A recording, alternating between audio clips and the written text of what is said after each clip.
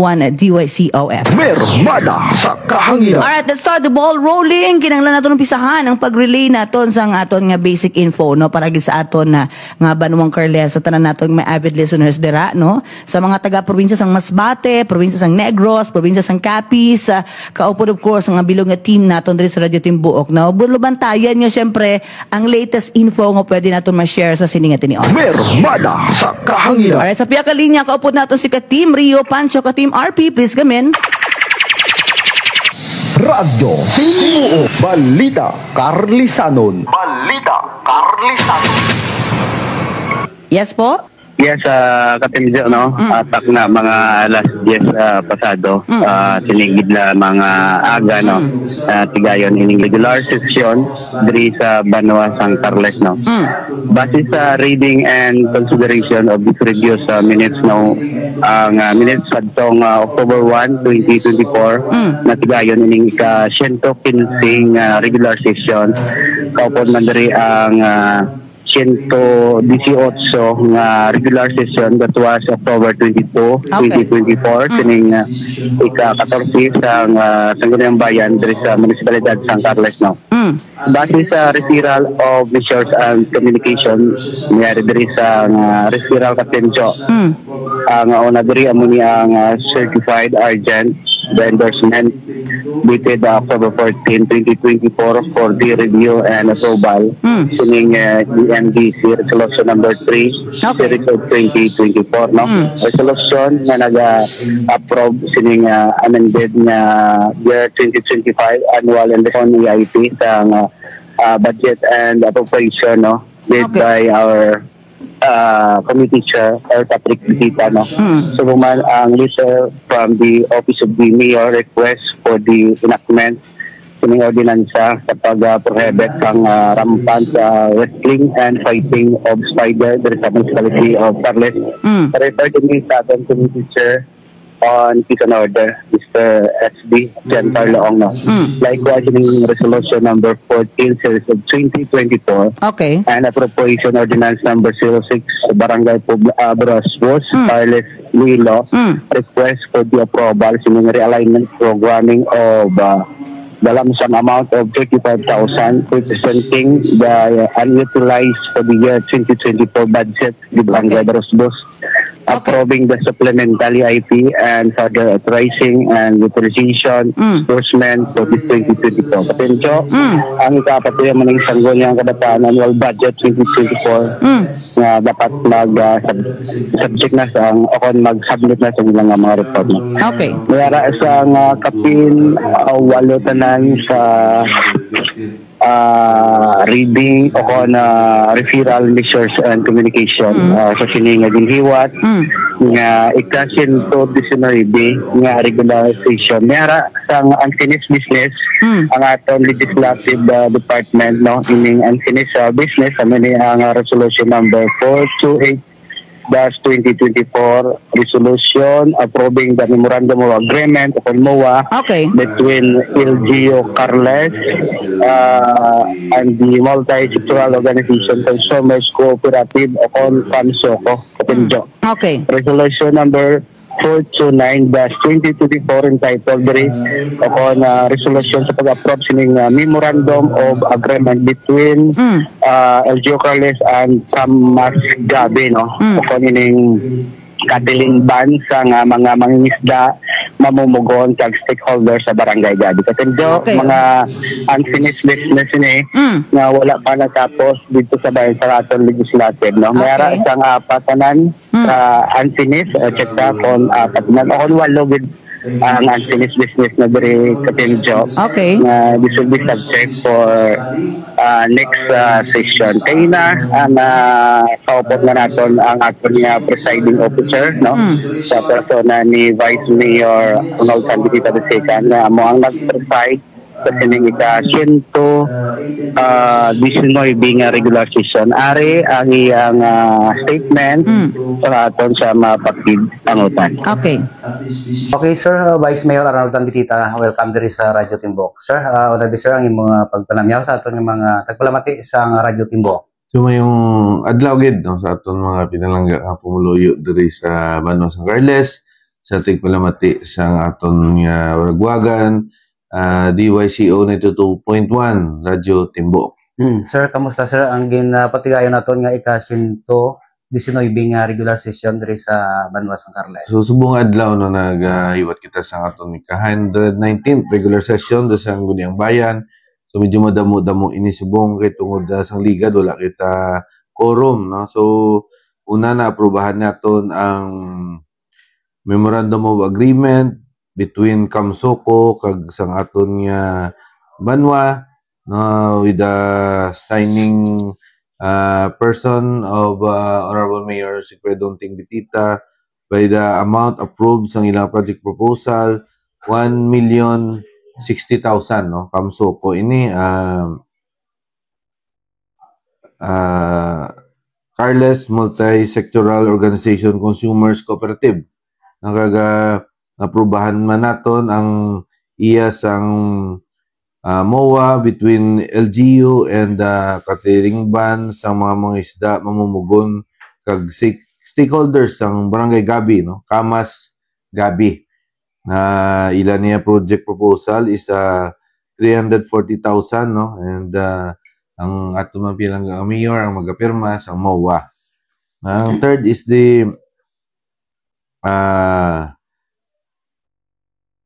resolution no agapangayo kita sang certificate of certification ang Sikogon Island under sa geographical and political jurisdiction of the municipality of Carles. So nag-request kita sa PSA, nag-request kita sa DILG, nag-request kita sa DPWH, kag nag-request kita sa DNR para tagang kita sang certification nga ang Sikogon Island is under the political jurisdiction of municipality of Carles no? And